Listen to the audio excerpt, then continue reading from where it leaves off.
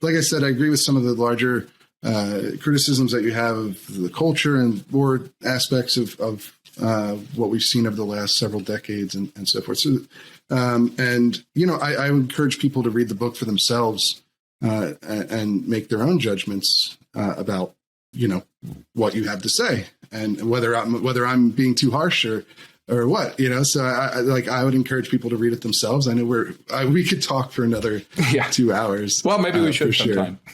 Yeah. No, certainly. I'm always happy to you know, my thought here with the Reload is that I whether or not I agree with somebody's perspective 100% of the time or even 0% of the time, is if they're somebody who's been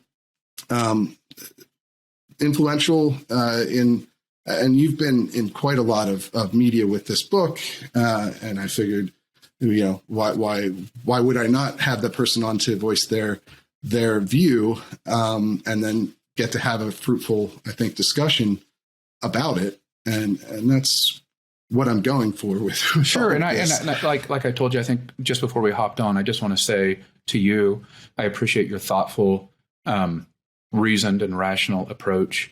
I don't expect that you and I agree on everything, just like I don't expect that I agree with anybody on everything. I mean, that's just not the way functioning societies and democracies should work. And it's sort of to the point of our larger conversation.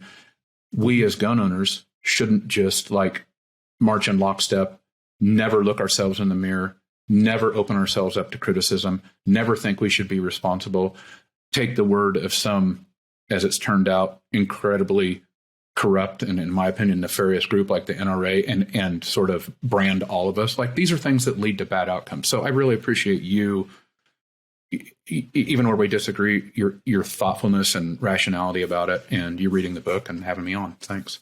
Certainly, yeah. And I'm always happy to have anyone on from any of the gun safety, gun control groups, Giffords or Evertown, and I'm always happy to have people on from the NRA or Second Amendment Foundation or whoever to give their point of view. Obviously, I'm sure the NRA would not agree with your characterization of them on this podcast. They don't always agree with the things that I write either, but I still want to give them the opportunities at any time to speak for themselves, right? Just like I've done here with you. So sure. I'm doing my best just to, I don't want to I don't believe in hiding away people's opinions. You know, I believe in challenging them or asking hard questions, but I don't see any good outcome from keeping somebody's views away from my audience. I don't think that makes any sense at all. So I really appreciate you coming on. Good on you, and thanks for having me, and maybe we'll do a follow-up.